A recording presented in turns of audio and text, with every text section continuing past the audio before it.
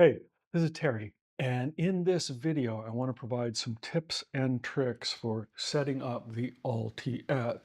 Now, it might be easily understood that a product with this many features and functionalities requires a video like this, but it's also a case that because of the sophisticated design on every level, that it does warrant very careful setup to make sure you get the most out of this complex product. And one of the ways of kind of illustrating that is just taking a look at the driver design. In the case of the tweeter, I'm very pleased that we're using a cardioid back chamber to dissipate the back wave or vent the back wave from the tweeter itself. Now, this is not a large signal, as you might imagine, but because of that delicacy, it's really important to control that in a way that's very efficient. And by using this cardioid dome, so in other words, instead of just a circular dome, it has a point to it that then quite naturally diffuses the back wave without having to resort to any kind of foams that could otherwise cause levels of compression or not a free flow of the energy within the dome tweeter itself. It's really a sophisticated design element. Similar, in fact, to that we have for the mid-bass driver, the mid-range and the low-frequency driver, in that it is an open basket design. And what this means is that the space behind the spider, which is this pleated bit of fabric here that kind of holds the voice coil and the diaphragm within the basket itself, is open. Now, in some designs, that's closed. And there's a potential then that with the air moving, especially at low frequencies, the compression of the air in that space could prevent the woofer from moving in a linear fashion. So by making sure that it's open, we have this very efficient exchange of air to make sure that the woofer is not impeded in any way. And it's one of the reasons why we have this wonderfully delicate, nuanced, and powerful bass from the Allt-i-Ett. Now, part of the reason for that too is that there's been very careful DSP of the basic elements, the amplifier as well as the crossovers. There's a digital crossover for the woofer with a passive crossover for the tweeter and mid-range to make sure that we get the best sound possible from the Allt-i-Ett. And then in order to ensure that all of that works properly is the reason for this video, the tips and tricks that I'm now about to begin talking about. So when you first set your Allt-i-Ett up, obviously you need to plug in your AC power cord, but that requires some attention in and of itself, particularly if you're in Europe and use the EU plug that can be inserted into the socket either 0 or 180 degrees. And so to ensure that you've got the right phase or the right orientation of that plug in the socket, we've included an AC polarity checking pin. Once you put the batteries in this, then you will take the tip of this with the unit turned on and put it to either the outside or the inside edge of the AC plug. It should light up when it's essentially in this orientation touching the plug. And that means you have the proper AC orientation or the AC phase on your Allt-i-Ett. If it doesn't, if it lights up on the outside, then you know you need to turn the plug in the wall socket 180 degrees and then recheck, and it should light up from this side. And then you know that the Allt-i-Ett is getting the power that's just right to take most advantage of the power supply that's energizing the entire circuitry of the Allt-i-Ett. Now, this is not really that important for places where they have keyed plugs like in the EU or the UK, but it could very well be that your socket itself may not be connected correctly, and that you might want to see about getting that fixed by an electrician because we are talking about lethal voltages, particularly in the UK. Now, once you've got that set up and once you've got the unit turned on, that initial turn on time could be considerable, maybe 15 minutes, because it may be needing to do an OTA, an update. We will continually be improving the firmware and software package that's in the Allt-i-Ett, and so upon initially opening it up, it's very possible that new firmware is available, and it will want to download and install that before doing anything else. So again, if you see that it is not yet fully turned on, leave it alone. Have some patience because this could take some time. In fact, even after the initial turn on, once you take this out of standby, it could take a little while for all of these systems to be checked and installed and ready for use when you first take it out of standby. This is particularly true if you've set up Bacch 3D sound, because Bacch is a very kind of intensive firmware that needs to be loaded up each time you bring it out of standby and this can take a full 20 seconds for that to load. So again, have some patience as the unit starts up. Now, if you don't have that kind of patience, if you want to have it starting right away, then you'll need to maybe turn the Bach 3D sound off and then turn it on as you need it, as you want to listen more critically to the system. But just keep those things in mind as it comes up out of standby. Then, once it's out of standby the first time, what we really you need to do is to set the placement setting. Now, it's either on wall, in corner, or out in free space. Now, you could assume that if your Allt-i-Ett is against the wall or in a corner or out in free space, that's the setting you should choose. However, what we found that in certain situations, that may not necessarily be the best setting. Just because of the description doesn't necessarily mean that that will be the best output for the Allt-i-Ett. And so we suggest that you listen to that first and find one of the settings that works best for you. The free space one, the open air one, will have a little bit more bass. And so in this case, in the situation that I have here underneath my TV, I am kind of on the wall, but I am a good half meter from it. And so that's where I find that the open air setting works best in this installation. You might prefer, and it can be a matter of personal preference, you might prefer one or the other setting. So take the time to just quickly listen to see which one you prefer. Then, once you've got that placement setting in, do the auto room EQ, and really do the auto room EQ. This allows the Allt-i-Ett to truly then work best with the acoustic characteristics of the room itself.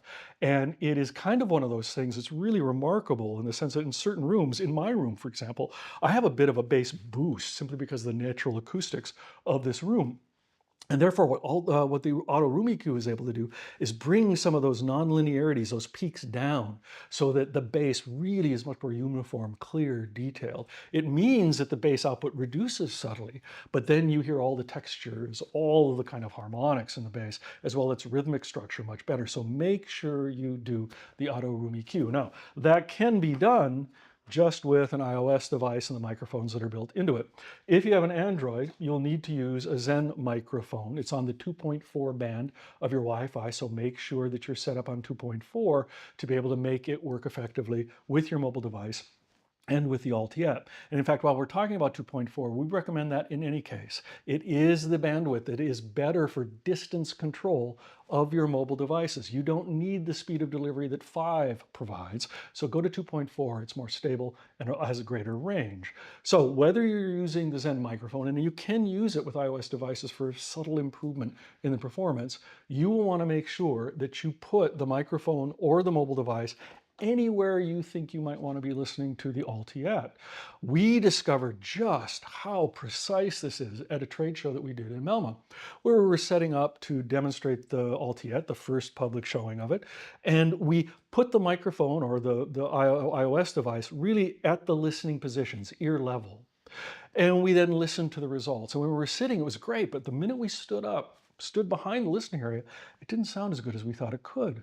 And so we did the re-EQ again, and making sure that we put it at heights where people would be standing and listening as well as sitting and listening. And so what this means is make sure that wherever in your room you think you might be listening to the Allt-i-Ett, even less than critically, make sure you put that device there to make sure that it configures itself to provide the best and most uniform performance throughout the room, wherever you might want to listen. Obviously, you might want to concentrate on your main listening position, but make sure you get it into those various locations of the room where you'll be listening, and the results will be quite extraordinary. In fact, what will happen then is that there will be this sense that the sound really isn't coming from the Allt-i-Ett, that it really is coming from this kind of space, what you might expect, say, between the speakers that I have here in this setup, where I've been doing testing of the Allt-i-Ett here at my home.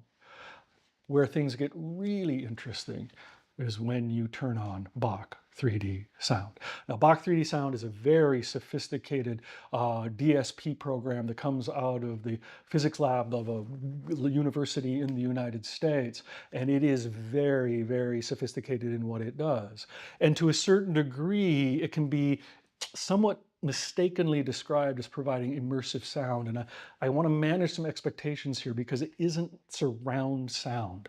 Because when you talk about, say, stereo output, surround sound output, you do have these zones of output that definitely define your soundstage. So in the case of a 2-channel, you've got the zone of power coming from the speakers that defines kind of a soundstage on the plane of the speakers. Now, you might get some greater 3-dimensionality given the nature of your setup, the room, the recording, that kind of thing, but it is really kind of from this plane. Now, if you're talking about surround sound, when you've got the speakers at these various locations, you're working very hard to set up this bubble. And it does kind of contain you. That soundstage is kind of contained in the sense of a bubble. In the case of Bach, it blows apart that bubble. It blows apart that plane and provides you with a 3-dimensional spatial representation of the recording. Now, this doesn't mean that you're going to have constant things whirling around behind you. What it means is the height, the depth, the accuracy, the space between the musical instruments is really going to be quite remarkable, particularly when it's coming from a single compact box like the Allt-i-Ett. In fact, as I've been listening and testing at home, I have these really remarkable Martin loudspeakers very carefully set up. And when I get Bach involved, it essentially occupies a soundstage that is not dissimilar to what I'm able to get with these very sophisticated Martin loudspeakers. Martins are better, but this does a job that is astonishing. And so don't expect that with every recording some stuff will be happening around you. Although I did have an experience once while I was testing where I thought my wife was calling to me from the bedroom behind me and to the back of me, only to discover there was actually background vocalists in the recording I was listening to. And in fact, that leads me to the topic of the recordings themselves. This will have much more of effect with something that is set up with ambient cues, with ambient space that's articulated within the recording, or phase relationships within the recording that will give you this greater sense. And so when you're listening to something, say, a television or movie soundtrack, that obviously had those cues built in so that you will get this greater sense of envelopment. If you're listening to a naturally recording classical or jazz recording or a live recording, those effects will be more apparent than if you're listening to much more of a kind of controlled, say, pop recording that has everything just in the center of the sound field.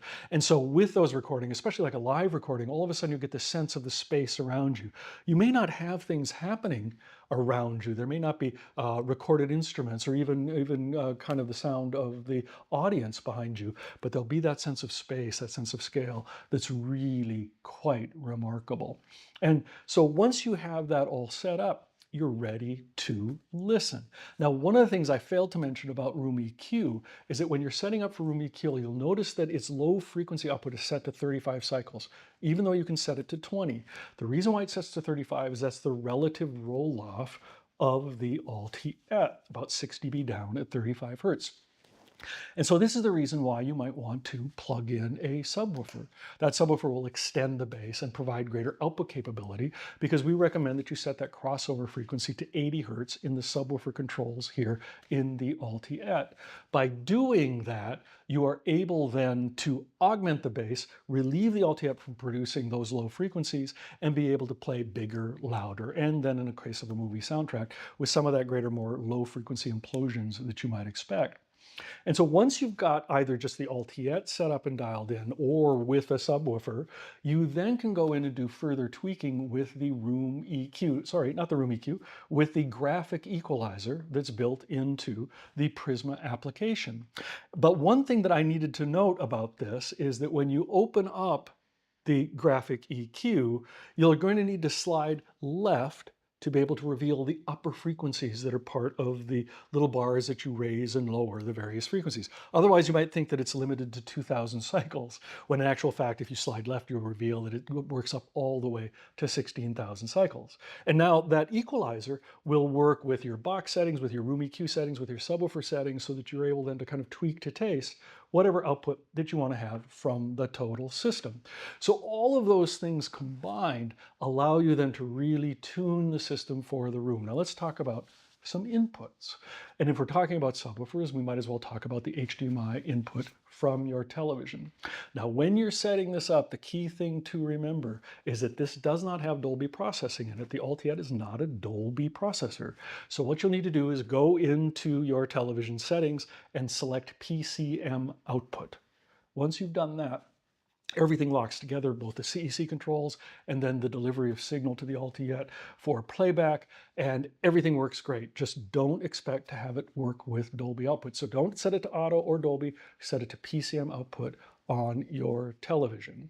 Now, when we're talking about other inputs, we also start talking about things like radio, FM and DB+. Now, here's the thing about FM and DB+, particularly in an installation like what we have here. This antenna will provide better reception for both of those. The problem is it does kind of intrude on the image on the television. So you may want to access radio through other means, either through AirPlay with things like TuneIn, radio aggregators like TuneIn, or other radio stations that are available on apps that can be easily then sent to the Allt-i-Ett through AirPlay, or use the Prisma radio that's available to you within the Prisma app. And now we also have in the Prisma app title and Qobuz, but because with this Allt-i-Ett having both Spotify Connect and Qobuz Connect and a Title Connect, we suggest that you use any of the Connect platforms for the best performance from those streaming services.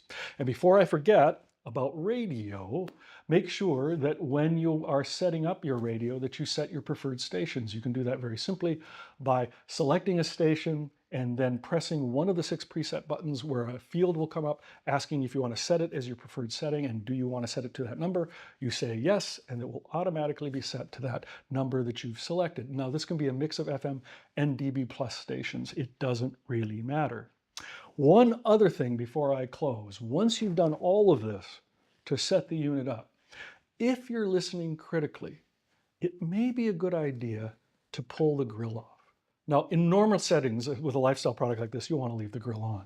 But if you are listening critically, particularly with the Bacch 3D sound set, this will give you subtly better output, particularly from the transmission line or the waveguide tweeter and the mid-range driver.